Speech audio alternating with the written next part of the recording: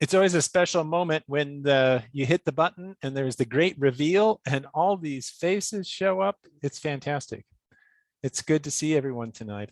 Welcome to our third session of the Wasatch Transportation Academy.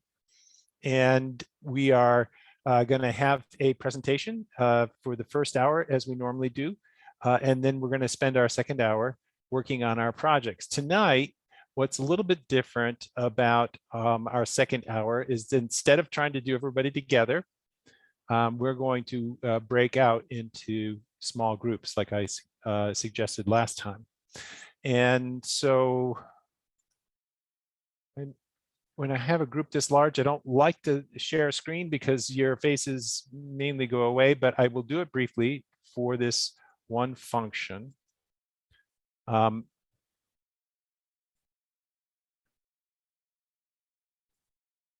So we have heard from approximately 2/3 of you about what you are interested in, what your topic is going to be or likely to be for your projects, where your interests lie and so forth. And we've talked a little bit about that in prior class sessions.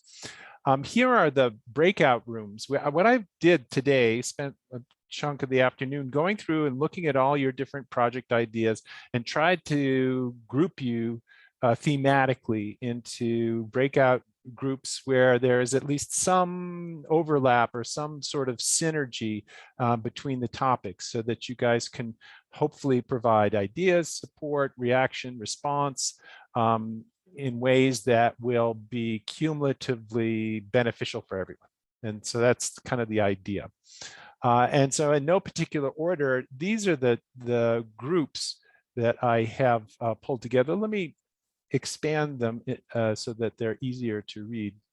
So as we talked about last time, we've got a couple of folks that are looking at active transportation planning from kind of a citywide basis, and Troy and Jacqueline have expressed interest in doing that.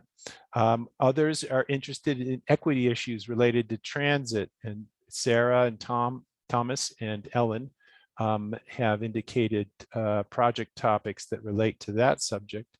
I've got several folks that have said nothing specific about what they want to do, but they want to work on the West Side. So we got the West Side group. A couple others that we spoke about last week during our session are interested in rural and statewide transit issues. We've got some others who are interested in what I would loosely call street design issues.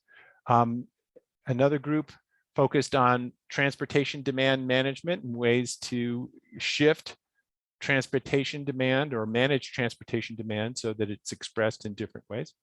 A group of group of folks are interested in parks and open space, particularly transportation access to parks and open space. Another group on what we called the first mile, last mile issues about how to get that to that transit platform, and then how to get away from that transit platform in ways that are safe and conducive to especially non-automotive modes. And we've got a group of folks that are interested in kind of their expressed project topics are about changing the design of certain facilities, arterials, corridors, so that they have safe facilities for pedestrians and bicyclists. And this is that group there. And then another group interested in transit-oriented development. And these are the names there. So I'm going to introduce our speaker here in a second, and she's going to have the rest of this hour. But while she's speaking, if you can multitask, and Julianne, I apologize, there will be some attention that is pulled away just ever so slightly. If your name does not appear on any of these lists, that's because I don't have a project topic listed for you. But we don't want to leave you behind. As we said on the first week, you are not required to have a project, and maybe you just don't want to. That's fine. It's your free time. You do what you like. However, if you would like to sit in on any one of these breakout sessions and any of those topics seem to ring your chimes, send a message through chat to Matt Ryan, who's our TA, and he will get you classified in that particular breakout session, so that when we get to our second hour, you'll be all ready to go and you'll be plugged into that group. Does that seem fair? All right, great. Well, I am pleased, super pleased, to introduce to you a former student of our program, a friend, someone I've known as long as I've been a teacher. She was in a class that I taught my very first year in the college, and always was super, super incredibly prepared and smart and engaged. And it was clear then that she was going to be a star, and she is. Julianne Sabula has been with the city in the transportation department for, I believe, 17 years. She was formerly with UTA. She is a former preschool teacher. And so if any of you act up, she knows how to deal with you, okay? So watch out. One of the fascinating things about Julianne is that she has credentials in both planning and anthropology. I could not think of two fields more appropriate to each other than those two. For a while, I don't know, she's probably going to hate me when I tell you this, for a long time at the city, Julianne was responsible for the city transit plan. Yes, the city has a transit plan. In fact, it's the required reading for next week's session. And when she was in charge of that plan, she was fondly known as the streetcar lady. So I introduce you to Julianne Sabula, the streetcar lady. Thanks, Julianne. Hi, Keith. Thank you for that great introduction. So this evening, I'm going to talk about city planning. And I have a presentation that I'll pull up here and share in just a sec. But I'm saving kind of a lot of time for Q&A. And I don't really care if you interrupt me or you wait till the end, because I have kind of an accordion style presentation where I will just talk for as long as you let me talk, or you can interrupt if you'd like. It doesn't matter to me either way. So with that said, let me see if I can figure out sharing. I change platforms all day, and so I have to find the buttons each time I do that. Okay, here we go.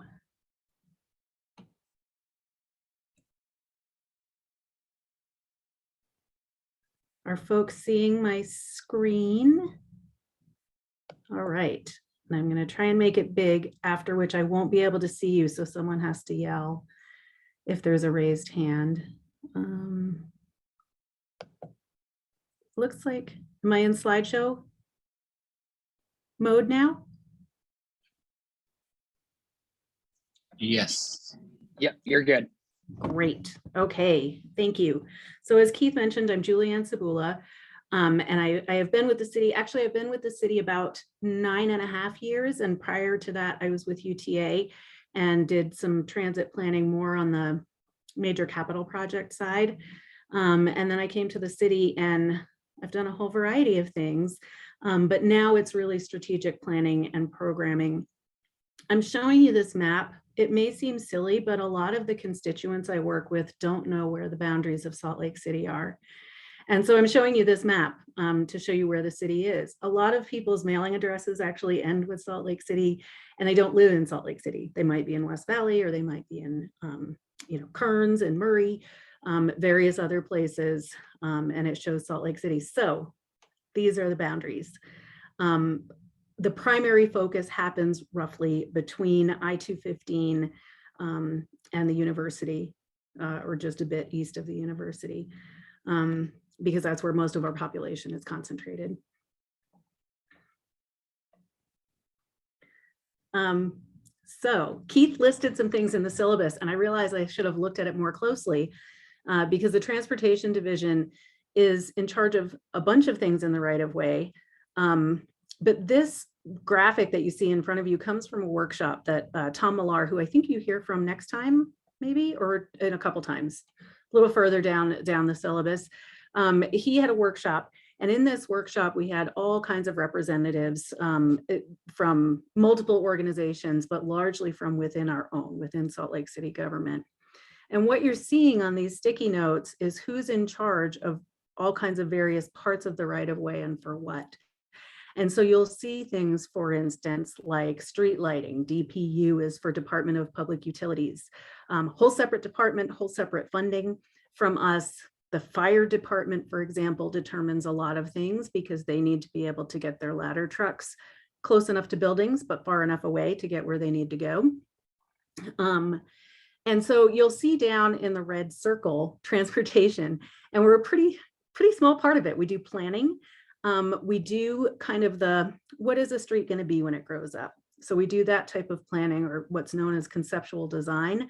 What is this street going to look like? And then the detailed engineering happens in our engineering division, which is now in a different department from the transportation division. So we have, functions scattered all over the city.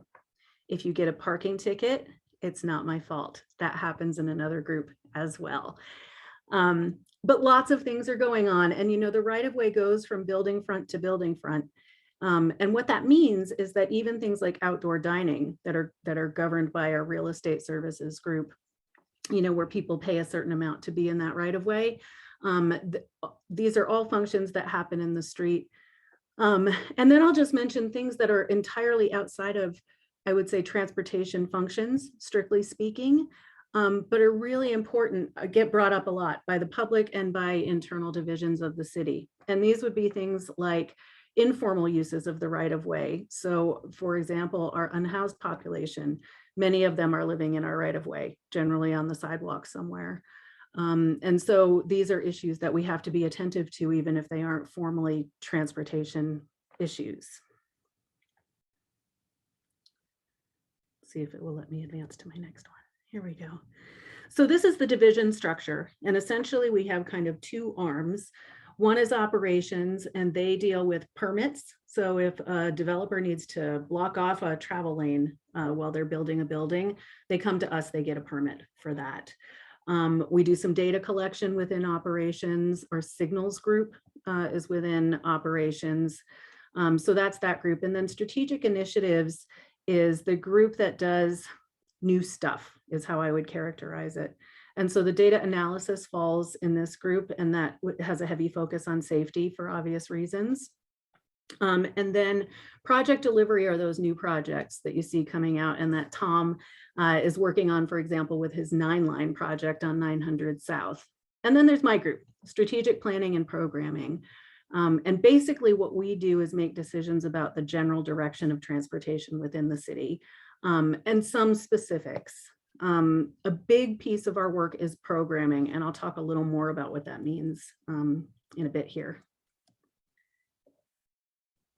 So down the left side of this slide, what you will see is various types of planning that we do. It's everything from master plans to, as I mentioned, programming or fiscal planning. We do some funding planning. So fiscal planning is what the money that we already expect to have. Funding is more money that we're looking to get for projects and spend. We do some environmental planning. So there are a lot of things that happen. And down the right side of the slide is the process. And ideally it happens about the same way, regardless of the plan type. And so this is really important because it's easy for us, even for us who do it every day, it's easy to forget that the most fundamental piece of planning is to ask yourself the question, what are we trying to do? What problem are we trying to solve? What thing are we trying to fix? What dream are we trying to imagine?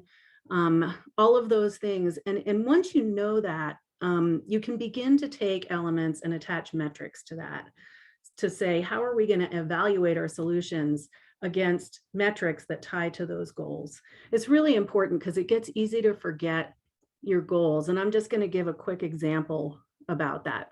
So this happens all the time, which is why I bring it up as an example. But this example is with State Street. So Life on State, that's a project that's now, I think, under construction. If it's not, it's real close. And that'll take a couple blocks of State Street and hopefully transform it significantly. We developed goals for that project, but quickly the conversation turned to traffic. And none of our goals said solve traffic. And we had to keep coming back to that because the data we have is traffic data. And one of the things that the state in particular is used to focusing on is traffic. And so having goals and really reminding the whole team of those goals throughout the process is super, super important. And I would say if you take away nothing else from this class, or at least from my part of the class, it would be that the goals are really the key. And then it comes into the data. What do the data tell you? The public input you'll see throughout the process. That's something that Salt Lake City does. Not everyone does that. But for us, we feel like public involvement throughout the process is super important. It keeps people plugged in. It doesn't keep them from getting mad. They still get mad. But it does at least show transparency. It allows us to hear things throughout the process. So we catch stuff we might miss just from a pure data perspective. And it brings up, potential solutions that might not occur to professionals that kind of get in their box and aren't thinking maybe more broadly. And so kind of the inputs are the data and the public engagement, and those pieces come together to help us find solutions. And then finally, we look at the ways that you can solve the problem. We evaluate those potential solutions and say, okay, this is the thing we recommend. The costs versus the benefits make this the most worthwhile path, coming back to our goals to meet those goals. And so this is just an example that I'm showing in terms of clear goals. This is from my colleague Susan, her study on the North Temple Mobility Hub. And they're studying what should be there, where should it be? And so they got a lot of input, they got a lot of data and kind of developed some goals. And they're shown in these bullet points next to the photo. This comes back later over and over again because they're not only looking at what the facility should be like, but also where it should be. And that location could be really important, just in terms of development, for example. Can you have an integrated transit place along with the development that surrounds it? And then the data analysis piece, I have a note here that you can only analyze the data that you have. Data gathering is actually pretty expensive. And one thing I will say about city transportation planning and virtually every city function is that it's underfunded. And so what you find is that you have to get pretty scrappy, but I think we do a pretty good job with what we've got. And so you'll see in these two maps, this is an example from the Transit Master Plan. And so on the left, you see population and jobs. This is just the location of people and jobs. The people are in yellow and the jobs are in blue. And so where you see concentrations of green, you have a mixture of both.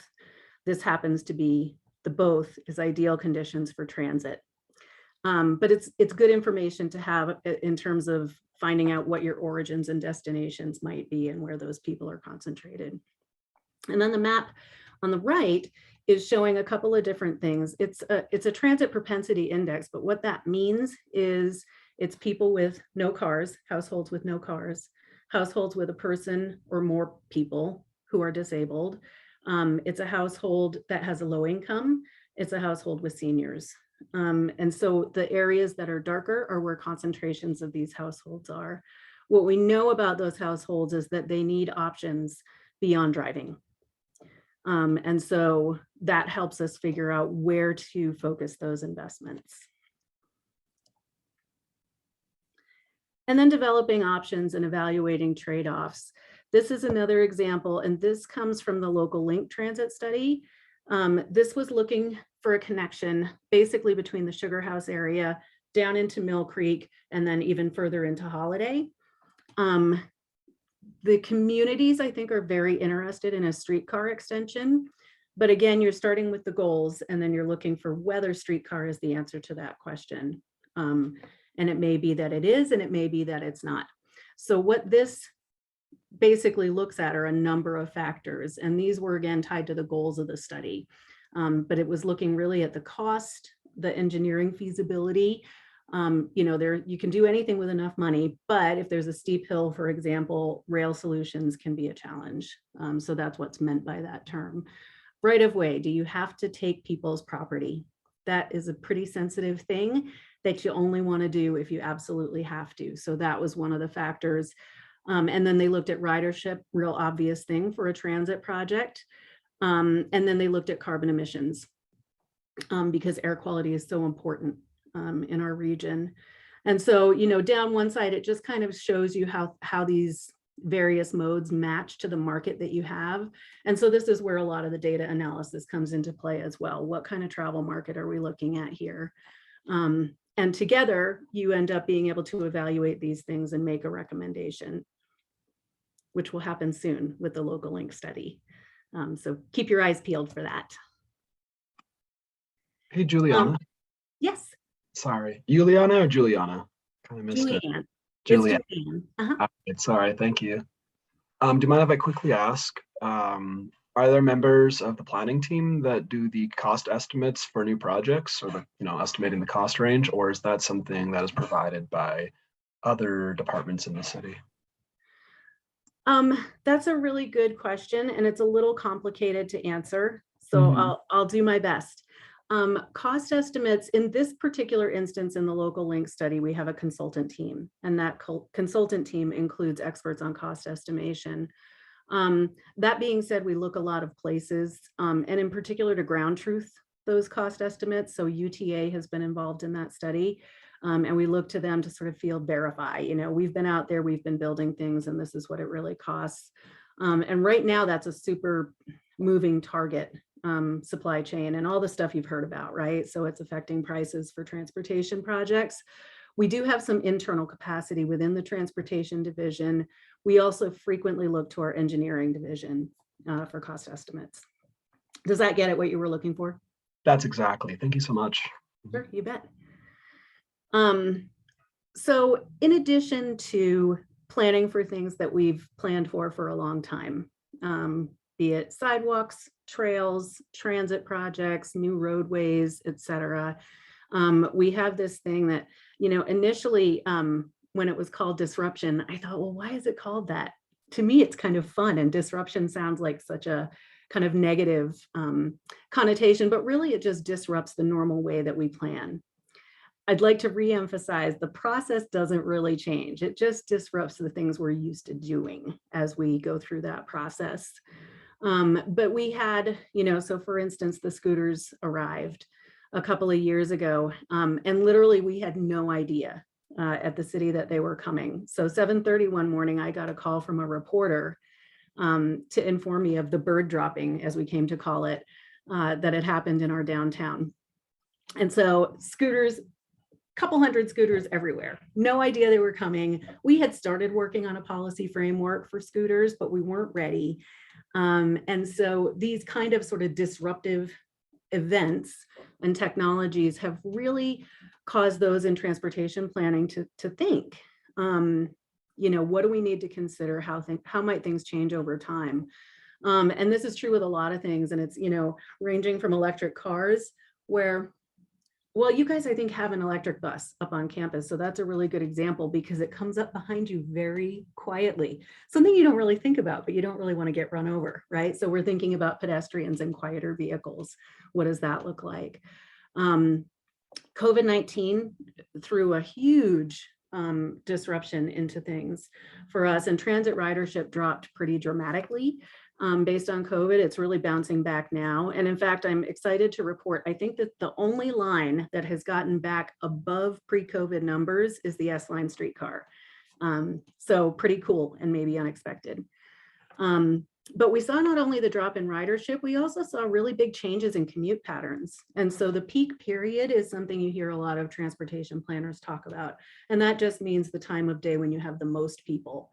I often call it the peak 15 minutes because I think it's important to remember that it's a really short time period during the day when there's traffic congestion. But the rest of the day, most of our roads sit very, very, very empty. And so when people bring up, for instance, buses that only have a couple people, it's kind of the same idea. but people look at it differently. So in thinking about that peak period, what we've seen is trips that are spread out much more throughout the day. So as ridership returns to its normal levels, it's not going back to the way it was. It's distributed a little bit differently, and that changes our planning. Do we need as many buses? Do we need, as many buses during a peak period, or is this something that now spreads out like our passengers do? Autonomous and connected vehicles is something that people have been talking about for a long time, as though it's just around the corner. And what I would say about that is this.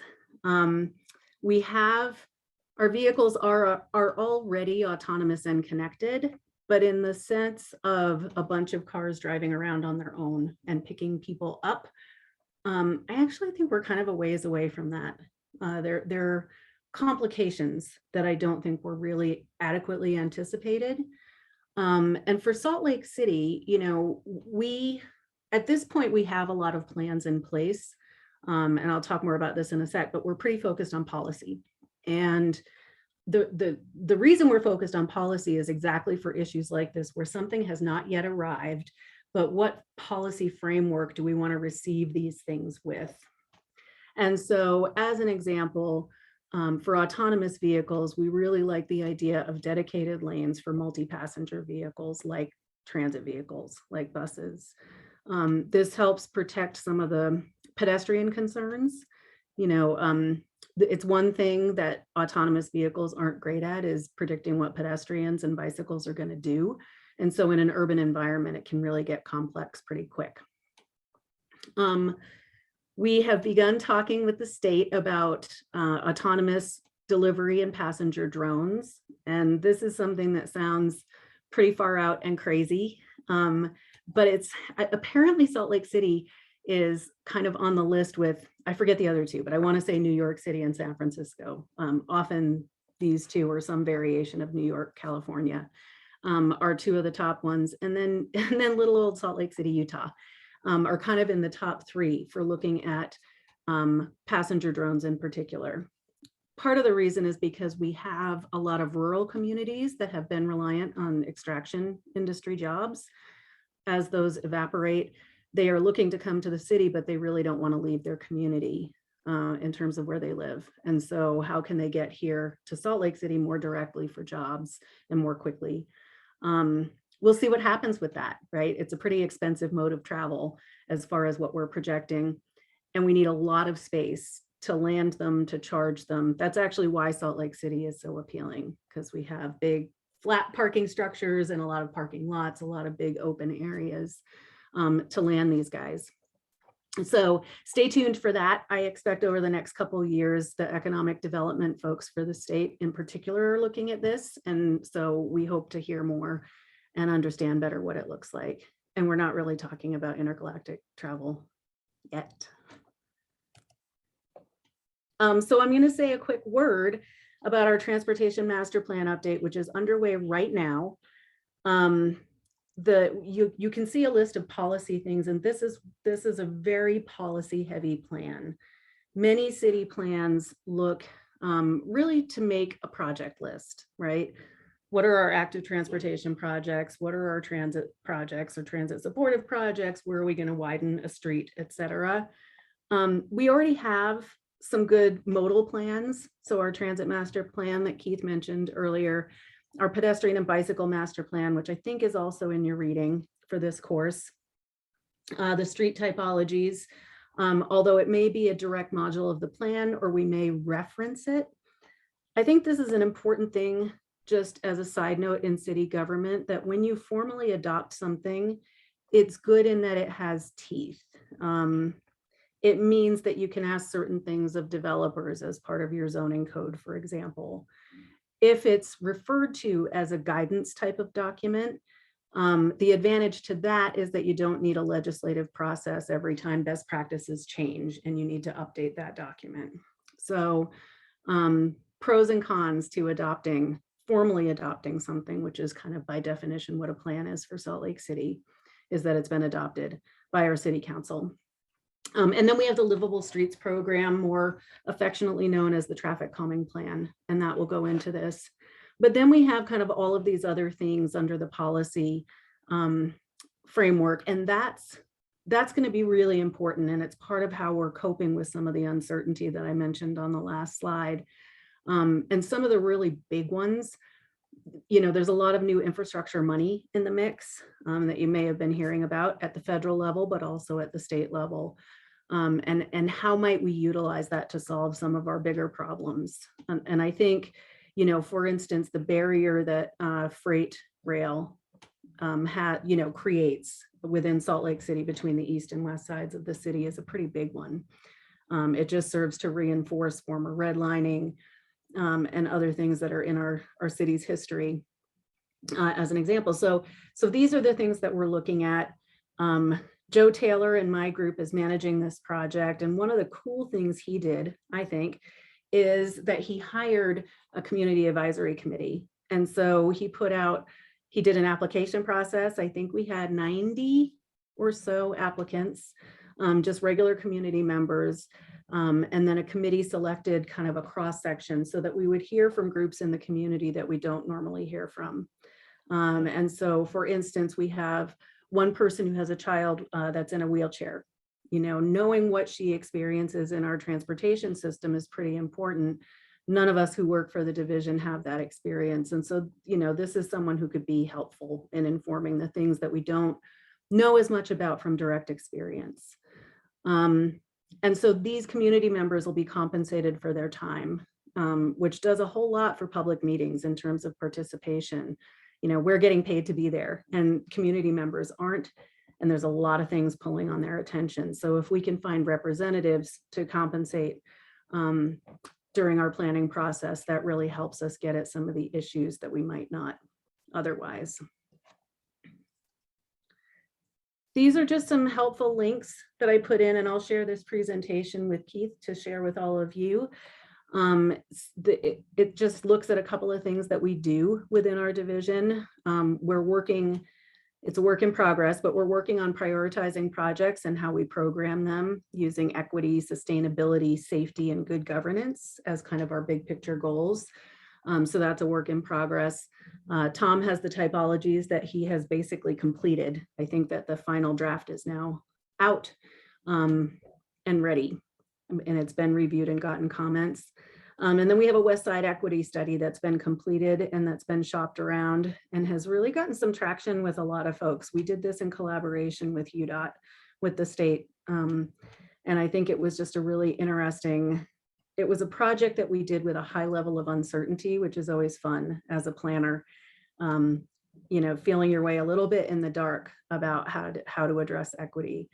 And so we probably came away in this one with more questions than answers, but I think it's a worthwhile read. So with that, I will stop talking. Wow, fantastic. Intergalactic travel, it's coming. I'm telling you, you got to get ready. But it does make me, and if I could take the prerogative of asking the first question, when you're thinking about alternative modes or alternative ways to address a particular goal, do you think about these possible disruptors? I mean, there's this idea of what do they call it, contingent or resilient plans, so plans that can pivot because they are adaptable. And so even though you may not be able to anticipate everything that's coming along, you might be able to make some choices that are more easily malleable and adaptable given possible changes. Is that something that the division thinks about? Yes, it's something we think about a lot. I feel like we're all learning as we go, for sure. And so when I think about alternatives, the first things I go to are just those things that are familiar. I think that's kind of human nature. And you feel like, well, I'm an expert, I know all the things. This is what's really helpful with having a lot of stakeholders involved in our plans and a lot of interaction with the community, because these people all help us think of things that we would not otherwise think of. But generally, Keith, to answer that question, our approach has been to create the right policy framework so that we know how to make decisions when we're faced with them. And I would say, just as a de facto policy position, our first priority is always the person, the pedestrian, and that informs everything else. So kind of what is best for people, utilizing all of this public space that we own and are safeguarded with, making useful to people. So that's kind of our focus. Walking, we hope, will never go out of style. And so we've tried to stay focused primarily on that, as well as convertible spaces, so you can temporarily paint a red bus lane and later it might become something else. I thought you were going to say convertibles never go out of style. That might also be true. It might also be true. Hey, with our buses, with COVID, we thought about it. That's right. Well, they do Yeah. have those buses, those tour buses that, Right. are open in the back. Yeah. Anyway, more seriously, let's, are you done with your slides? If so, we could stop sharing that and we can see everybody's face or more of the people's faces. That'd be great. And let's start asking questions. Probably let's raise hands. There's enough of you that could get a little chaotic. So Tyler is first. Hey, thank you. That was a great presentation. And as a pretty big sci-fi fan, the idea of intergalactic travel sounds great.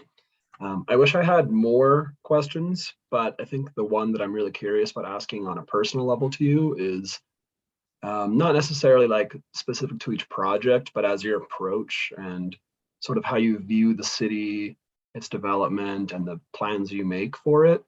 Do you have like a time frame that you like to sort of keep in mind? Like, do you tend to approach your job overall in a more like long-term, with a lot more like long-term perspective, or do you tend to hover more towards the middle, or what's your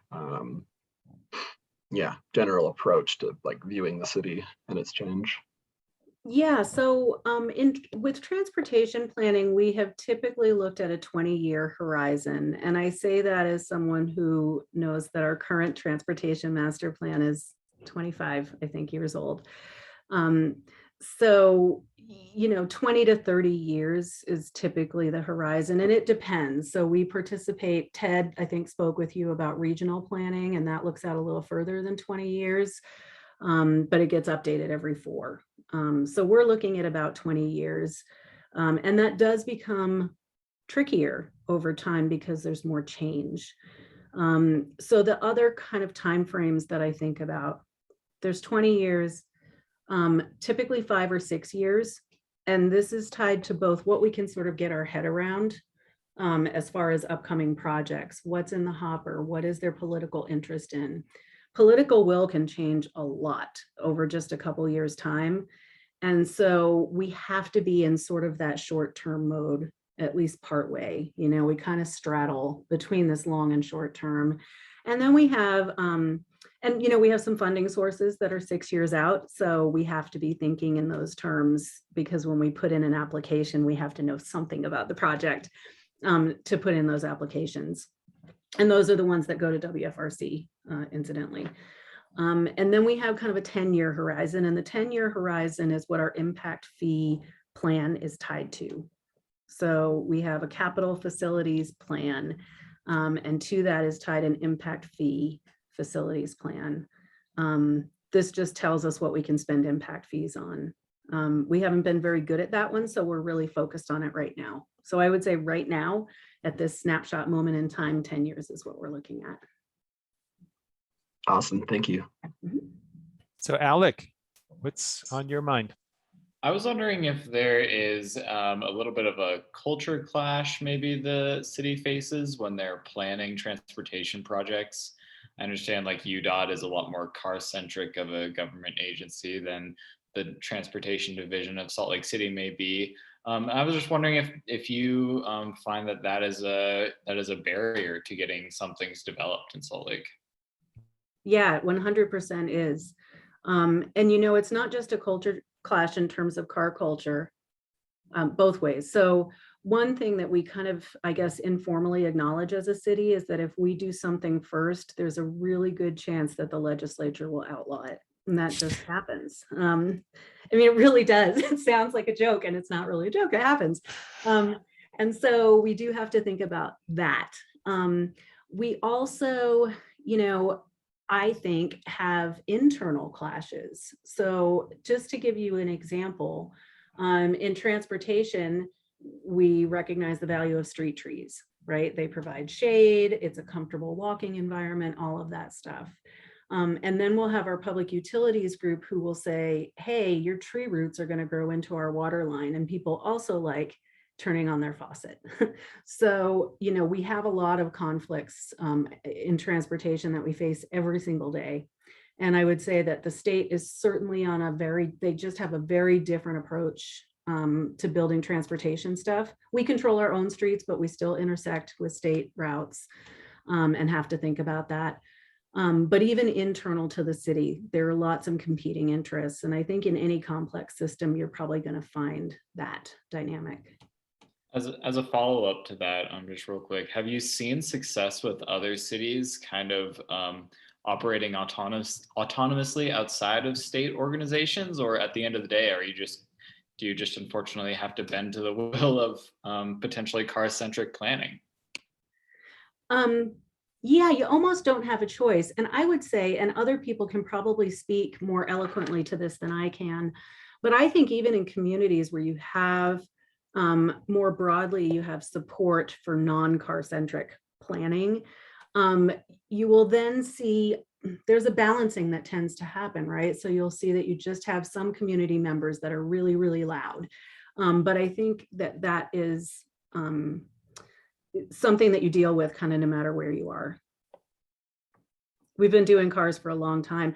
And, when you make it so that other options aren't very viable, people are legitimately worried about, can I drive? In Salt Lake, that's actually true in some ways more so in our lower income communities, even than in our upper incomes. That might be a clunker of a car that could break down on any given day, but right now you need it because you're going to West Valley City for your job, for example, or whatever. So it's a thing. Right. That's good insight. Thank you so much. Sure. While we're waiting for the next question, I have another one, Julianne. Last week, we had you were with us last week, I think. Did you see Andrea's presentation on state ODOT or UDOT planning? No, I'm sorry, I had to miss that one. Okay. One of the things that she emphasized was the key role that local government plays in getting ideas translated into actual projects that end up in plans that get funded, even for projects that aren't being built by the local government. It seems like if you'll pardon the use of the metaphor, the on-ramp for just about any transportation project, regardless of who actually funds it, who actually builds it, who actually manages it, seems to be the local government. Because when UDOT is working on their transportation investment fund or their transit transportation investment fund, they're looking to local governments to kind of articulate what things are important. And those ideas tend to get elevated faster if it has come through a local government funnel or channel. Is that what you observe as well? Sometimes. I think it depends a lot on what it is. So I would say broad brush for projects, that is the case. And I think that Salt Lake City is a little unique. We just have more money than some of the other cities. And so there are things that we can do independently. But that being said, I think how the project is done rather than what the project is, maybe is where you start getting distinctions. And we actually, as a city, deliberately have projects where we do not seek out state or federal funding, because we will need to rely on the state to implement or help us implement those projects. And that will come with their standards. So we're pretty strategic. And that's part of our programming process. There's sort of the data-driven part of it, but then there's just the kind of professional judgment where we sift out some things like that, where it's like, ooh, this one is going to be kind of a crazy one and we don't want to federalize it, or we don't want to have state money in it. Great, thanks. Christy. Yeah, you guys are doing an on demand in Glendale Rose Park area. And I'm wondering in the long term, with you talking about equability and things like that, where are you seeing that heading? What is your sort of master idea on that going out, rolling out 10 years? Salt Lake. My thought is, if we see enough ridership on that service to warrant a fixed route, a fixed bus route, from a particular point to another particular point, then we'd work with UTA to implement that fixed route. If this service seems to be the right size for particular neighborhoods, then we probably won't mess with success. And so I think, right now it's a pilot project. And so we're looking at that data and looking at what happens over time. It takes about 2 years for people to establish new travel patterns, new travel behaviors. And so, we'll look at this over time, at least for a year, we're funded for at this point, to see how it goes. And then if it's going well, we'll keep doing it.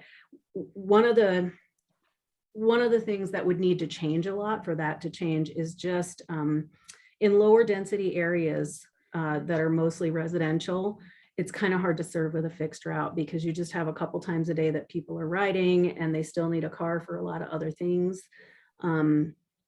Mixed use, people talk a lot about density, and density is definitely important, but I think mixed use might be just as important, if not more so. Maybe Reed Ewing could tell us that, the answer to that question from a data perspective. But the mix of uses really makes a difference, because throughout the day, then you have trips, you're going to the doctor, you're going to the grocery store, you're visiting a friend, etc. And that really helps frequent all-day transit succeed. So the microtransit or the on-demand service is kind of that right-sized for the neighborhood as it stands today. That could change. Matthew. Yeah, so we had a question in the chat. Thomas is asking about how to get involved in activism around, advocating for less driving intensive neighborhoods, namely in the form of autonomous vehicles, and how popular those are getting. But sorry, I lost my tongue there a little bit. Zoom's intimidating to talk on. But yeah, basically a way to get involved in activism against autonomous vehicles on the streets and the issues that they might cause. I think actually that would be an important thing to do at the city level and at the state level simultaneously. The state has been doing the most thorough investigation and shows the most interest in and enthusiasm for autonomous vehicles. Salt Lake City isn't looking to bring them here. But when they arrive, we want to be ready. We don't want to be caught flat-footed. And so in terms of our approach, that's what we're working on. And I think we're already there, although support from, I'll tell you the role that activism tends to play. And we don't have I would say we don't have a lot of strong activist groups in our community, and that's a weakness of our community. We have kind of a smattering of bike advocates, for example. And I think if there were more of them and they were more organized, that would be super helpful. But what activists can do is push us beyond where we would otherwise go, and can say things to elected officials that we as city staff can't say. You just have more freedom in that regard. So, my, I guess, thought would be try and organize a bit if you can. Otherwise, I would say talk to Mike Christensen, because he gets really involved in a lot of stuff. I can rely on him to be at most of our meetings, and I would say that he has more of a voice than a lot of our constituents, because he just shows up.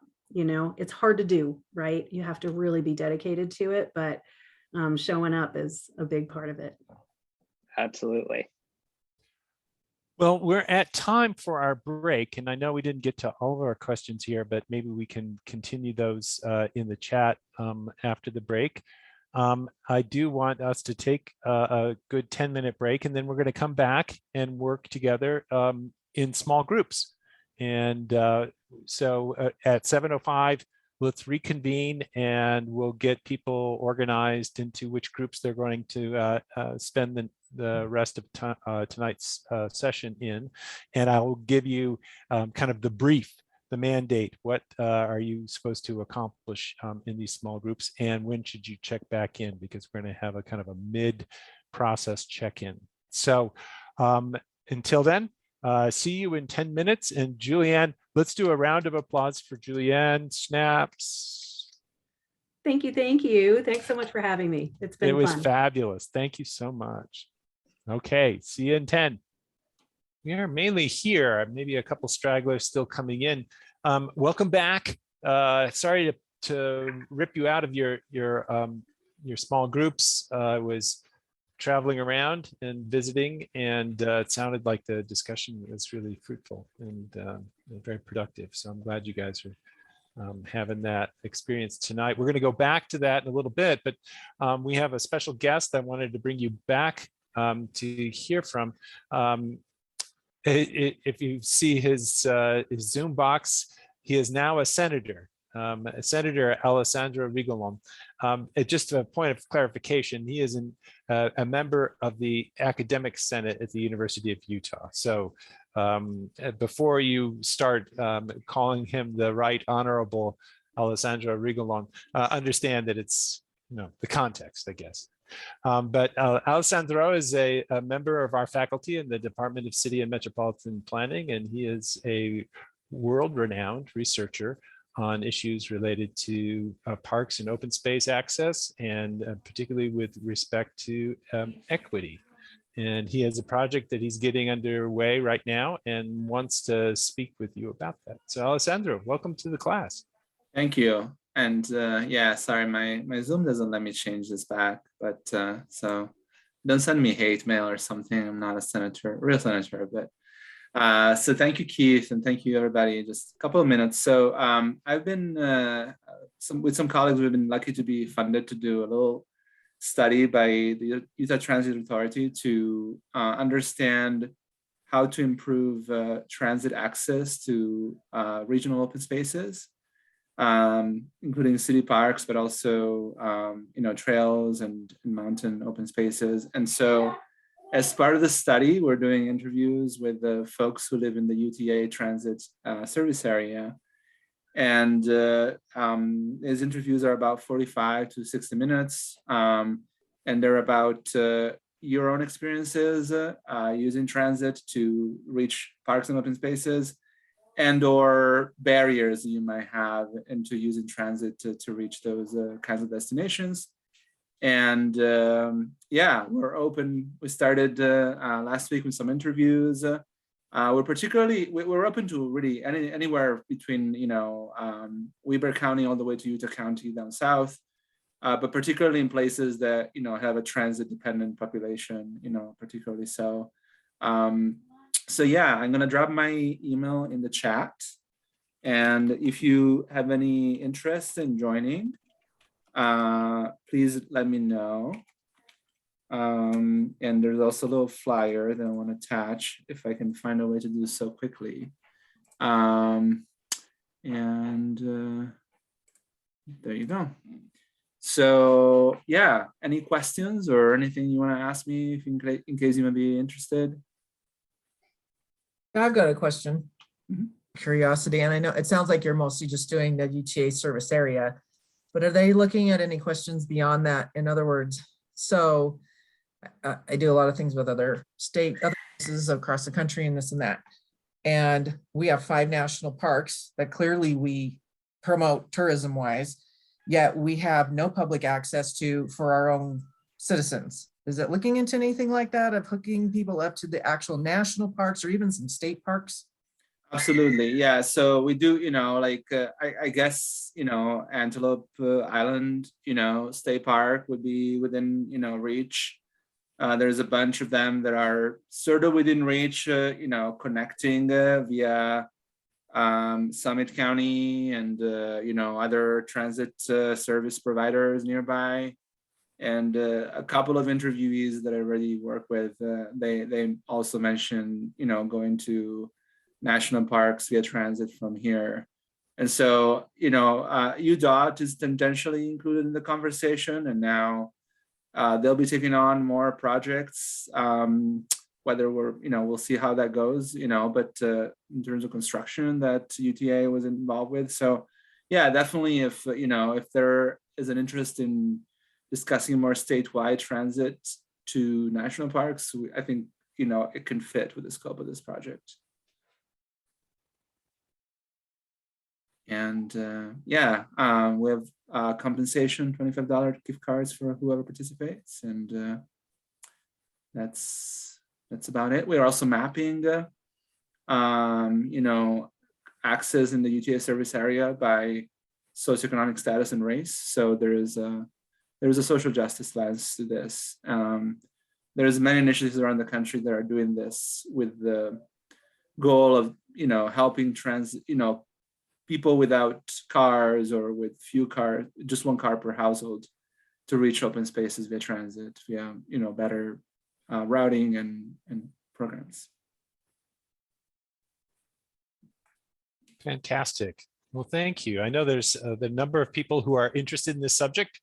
We have several projects that have already been proposed on this related to this topic. And I know there's going to be a great deal of interest, so I would anticipate robust response.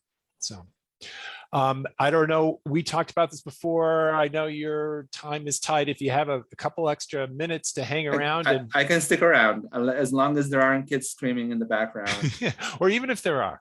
Even if there are, but for full disclosure, my kids have COVID, so there's stuff going on here. So okay, well, and you need to be present to them, of course, and so please do not put us first. But we're going to go back to our breakout rooms, and if you haven't had a chance yet to talk about visual representation for your projects, now is the time to do that, because that's what we want to focus on next week. And ideally, you will bring something with you.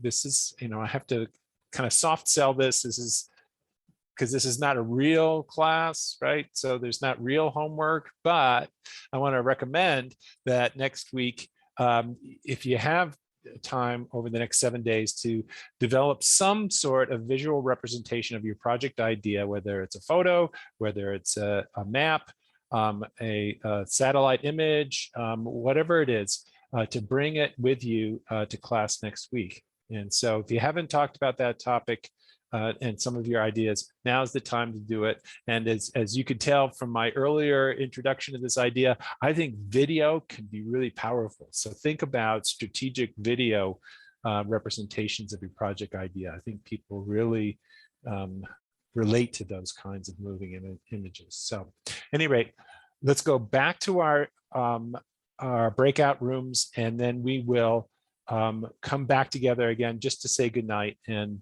good luck. So see you in about 20 minutes.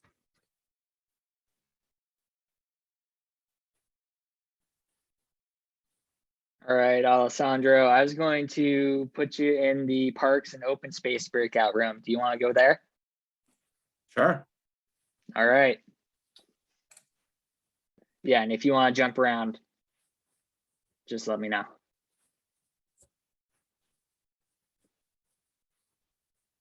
Back to use a bowler jackism, welcome back, Wasatch Transportation Nation.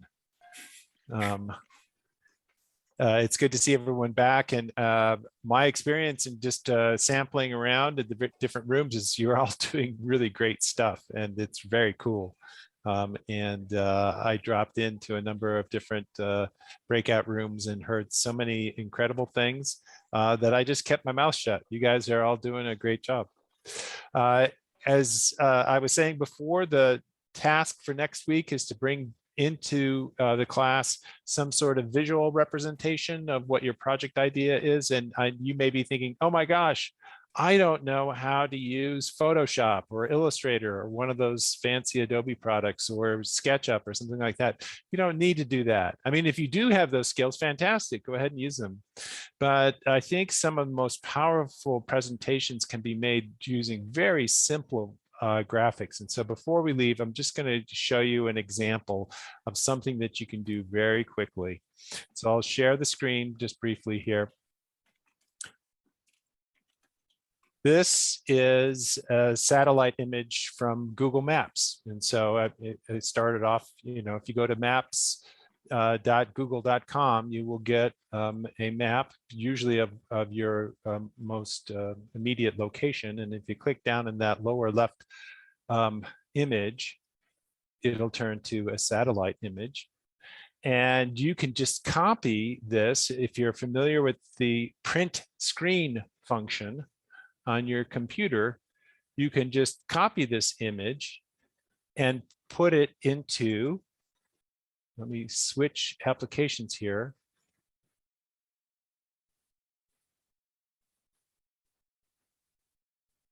You can put it into PowerPoint. PowerPoint, a Microsoft product that most of us have installed on our computers, is what I call the poor person's desktop publisher. There are so many things that you can do with PowerPoint that you really, for a lot of your needs, at least for this kind of investment in a project, you can do a lot just with PowerPoint. So you see here that same image that I just copied and pasted into a PowerPoint slide. And then I went and used the insert function at the top. If you kind of investigate with the insert function, you'll see places where you can draw lines. And I just drew lines. I was just imagining, what if if my project were to propose a shared bike pedestrian facility on 700 South that leads to the track at East High School. And so I just kind of drew that and put that on this map. And so that was just something that, I've been doing this for a while, so it took me maybe 2 minutes to do. But if it's your first time, it'll take a little bit longer. But this is an example of things that you can do with tools that you probably already have on your computer. So do not think that this is a mandate to go out and get a new program and to learn it. If you want to do that, don't let me stand in your way, but it's not a requirement. So that's just one example. And again, I think your phones have a lot of capability to grab images still and moving images that I think can be very powerful too. So that's this week's class.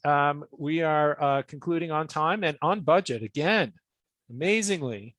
And I want to thank everybody for spending another Monday evening with me. It's great to see everyone's face, and I love spending time with you and hearing your ideas. And we will next week have a presentation by G.J. Lamonti, who is one of the lead planners at UTA. The reading for this next week is actually for the UTA presentation. He selected for his recommended reading the Salt Lake City Transit Master Plan that Julianne spoke of. He's a big fan of their transit planning, and so that's what he's recommending you read for next week. And then we'll do more breakout sessions in our second hour. So I hope everyone has a great week. Please note, there are office hours. I have office hours on Fridays, and Matt has office hours on Wednesdays, and those links and times are posted on our website. So stop by if you want to chat and get some more interaction. I'd love to see you there. Okay, if not, I'll see you next Monday, and have a great week. Thank you. Thanks, y'all. Bye. Thank you.